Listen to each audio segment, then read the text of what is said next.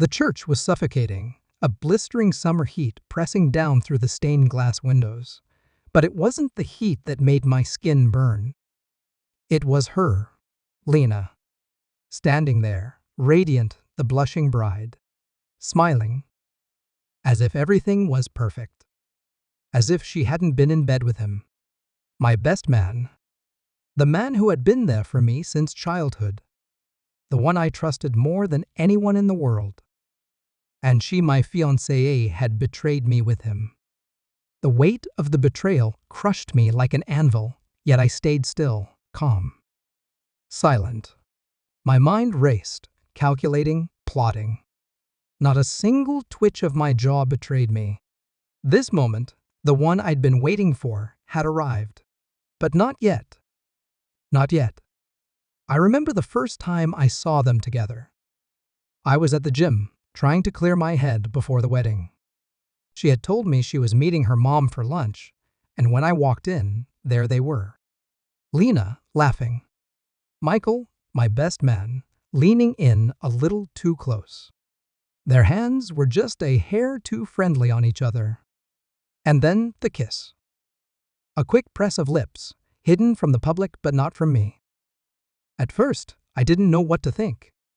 Was it a fluke? Was I imagining things?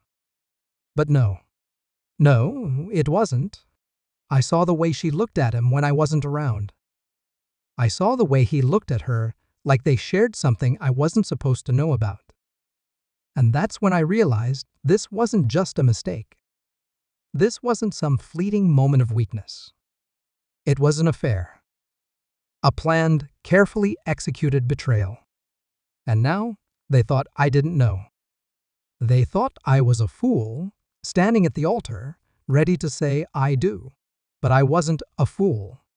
I wasn't about to let them think I was that weak. So I did what any man would do when faced with such treachery. I planned. I watched, I listened, I learned. Every detail. Every tiny misstep. The whispers between them when they thought I wasn't listening. The stolen glances. The late-night texts that she thought were deleted. Nothing escaped me. I wasn't angry, not yet. I was calculating. Quiet. I waited. I bided my time. This moment, here, at the altar, this was the final piece. The stage was set, and I was going to show them just how wrong they were to think they could get away with it. The officiant's voice snapped me from my thoughts, his words echoing in the church.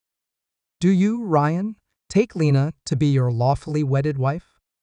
The silence in the air was thick, suffocating. I smiled, though I knew the grin didn't reach my eyes. They had no idea what was coming. I don't. The crowd gasped. Lena froze, her smile faltering for the briefest moment. But I wasn't done. I shifted my gaze to Michael, standing beside me, sweat dripping down his face. He could feel it, couldn't he? The weight of my words pressing down on him. The guilt was heavy in his eyes, but it wasn't enough. It wasn't enough to make him feel what I had felt, what he had done to me. But he does, I said, nodding toward the back of the church. The doors behind the altar burst open, and there she was. His secret.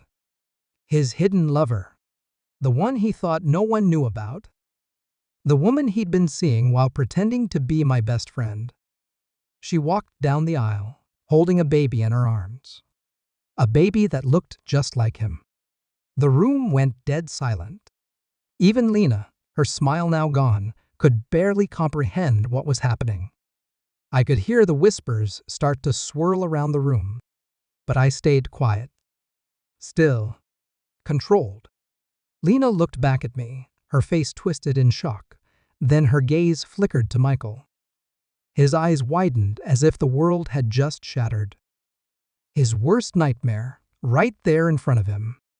I took a step forward, a cold, calculating expression on my face. Surprised? I asked, my voice cutting through the silence like a blade. Lena's face flushed red. Her mouth moved, but no words came out. This is your daughter, isn't it? I said, my voice dripping with venom. Funny how you never mentioned her. Funny how you were too busy playing house with Michael behind my back. The woman with the baby nodded, tears welling up in her eyes.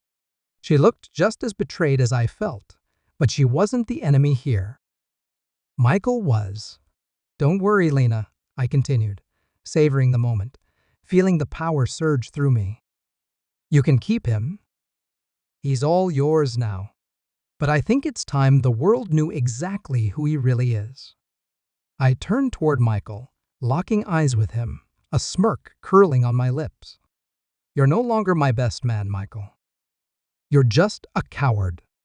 A man who thought he could get away with everything. Well, guess what? You couldn't. The words hit him like a slap, and he crumpled. The shame was palpable. His gaze dropped to the floor, and he didn't meet anyone's eyes. Lena's face twisted, her tears now flowing freely. But I didn't care. She had no right to cry. The church doors opened again, and the sound of cars revving outside filled the silence. I took a breath. Stepping forward, I offered my arm to the woman with the baby. No more games, I whispered to her. No more lies. And with that, we walked out, leaving Lena and Michael to face the wreckage of everything they had built on deception. As I stepped into the light, I felt no regret, only a deep, consuming relief.